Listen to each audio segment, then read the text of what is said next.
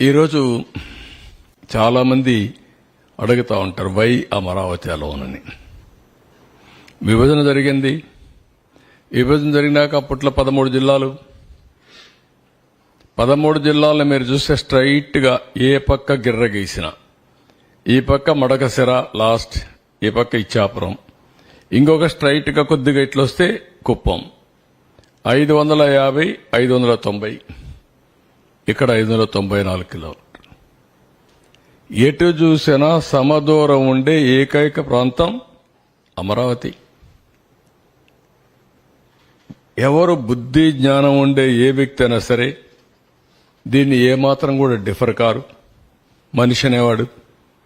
అదే మరిగా ఆ పక్క 12 పార్లమెంట్లు, ఈ పక్క 12 పార్లమెంట్లు, 13వ పార్లమెంట్ ఇక్కడ వస్తుంది.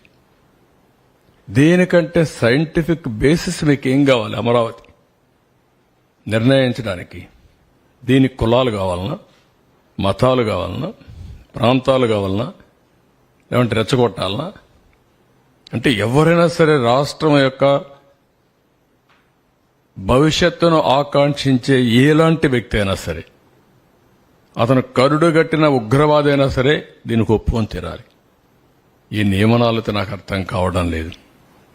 జగన్మోహన్ రెడ్డి రాజధాని నడిమధ్యనే ఉండాలి అని గట్టిగా చెప్పాడు. 30,000 ఎకరాలు ఉండాలని చెప్పాడు. అసెంబ్లీలో స్పీచ్ ఇచ్చాడు. ఆ రోజు నేను అన్ని కూడా చెప్పాను ఏమేం చేస్తామని. అన్నిటికీ ఒప్పుకున్నాడు. ఇక్కడ ఇల్లు కట్టాడు. ఇల్లు కట్టినప్పుడు కూడా నాకు ఇల్లు లేదు, ఆయనకి ఇల్లు ఉందని చెప్పి గొప్పలు చెప్పుకున్నాడు. ఓట్లు వేయించుకున్నాడు. తర్వాత ఏం చేశారో మీరే చూస్తారంటే ఇది క్లియర్గా ఇక్కడే ఉండాలి, రాష్ట్రం మధ్యలో ఉండాలి, ఎలాంటి విభేదాలు ఉండకూడదు, అందరం కలిసి చేయాలని చెప్పిన పెద్ద మనిషి ఏం చేశాడో మీరు చూశారు. ఇక్కడ మీరు చూస్తే అన్ఫినిష్డ్ బిల్డింగ్స్ మొన్న మీకు చూపించాను. కాస్ట్ విపరీతంగా పెరిగింది ఇన్ఫ్రాస్ట్రక్చర్కి, కంప్లీషన్కి. క్రెడిట్ రేటింగ్స్ అమరావతి బాండ్స్ అయితే 1 అవర్లో మొత్తం అప్పుడు 2,000 కోట్లు అనుకుంటాను, 1 అవర్లో వచ్చింది. అలాంటిది ఇప్పుడు రేటింగ్ కూడా కింద మేము రేటింగ్ కూడా ఇచ్చాం. మీరు ఒకసారి చూస్తే అక్యూట్ రేటింగ్స్ AASO ఆన్ 31/5/2018, ఇప్పుడు C on 30/11/2023. Brick work ratings AASO on 18/5/2018, BB+ on 31/5/2024.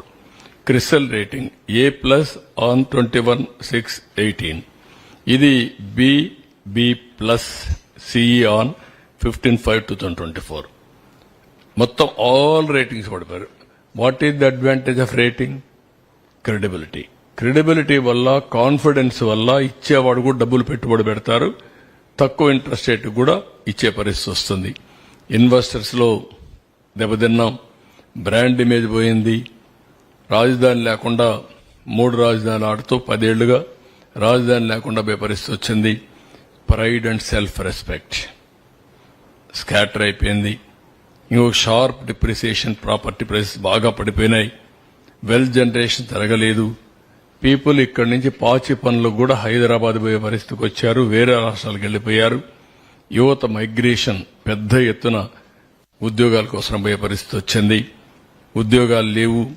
Business కూడా ఇక్కడి నుంచి ఎక్కడికక్కడికి వెళ్లిపోయే పరిస్థితికి వచ్చారు. అన్ని రంగాలు స్టాండ్ స్టిల్ అయినాయి, రివర్స్ అయ్యే పరిస్థితికి వచ్చింది. దీనివల్ల ఇంకా కూడా మనం చూస్తే కాస్ట్ ఎక్స్లవేషన్, స్ట్రక్చర్స్ డ్యామేజ్ అయినాయి, డీమొబిలైజేషన్ మెన్ మెషినరీ అయిపోయింది, లాస్ ఆఫ్ జాబ్స్ మొత్తం పోయినాయి, funds locked up incomplete works వాటిలో పోయే పరిస్థితి వచ్చింది, loss of revenue, GST, income tax మొత్తం తగ్గిపోయే పరిస్థితి వచ్చింది, కడాన రోడ్లు కూడా తవ్వుకునే పరిస్థితికి వచ్చారు. ఇలాంటివన్నీ స్ట్రక్చర్స్ కూడా స్టెబిలిటీ దెబ్బతినే పరిస్థితి వస్తూ ఉంది వీళ్ళు చేసిన అరాచక పనుల వల్ల. ఇది మీరు ఒకసారి చూస్తే world class capital for the state would be in place. అలాంటిది ఈరోజు ఆ రోజుటికే 50,000 నుంచి 1,00,000 మంది ఇక్కడ ఉండేవాళ్లు.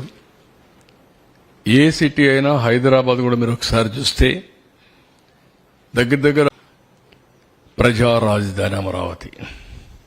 ఏ ఒక్కరి రాజధాని కాదు, ఏ ఒక్కరి కోసరం కాదు. అందుకే డే 1 ప్రజా రాజధాని అని పేరు పెట్టాం. ఉపాధి కల్పన, సంపద సృష్టి, పేదరిక నిర్మూలన, 26 జిల్లాల అభివృద్ధికి ఆదాయ వనరు మన అమరావతిగా ఉండాలి. 175 నియోజకవర్గాల యువతకు ఉద్యోగాలు కల్పించే కల్పవల్లి అమరావతిగా ఉండాలి.